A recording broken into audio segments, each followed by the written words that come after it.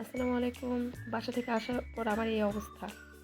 কিন্তু মনটা ভালো হয়ে গেছিল যখন আমি দেখেছি গাছগুলো ঠিক আগের অবস্থায় আছে, কিংবা তার থেকেও অনেক বেশি ভালো হয়েছে। আমি তো ভেবেছিলাম গাছগুলা মারাই যাবে 10-15 দিনে, কিন্তু এই যে দেখেন গাছগুলো কত কিউট আছে।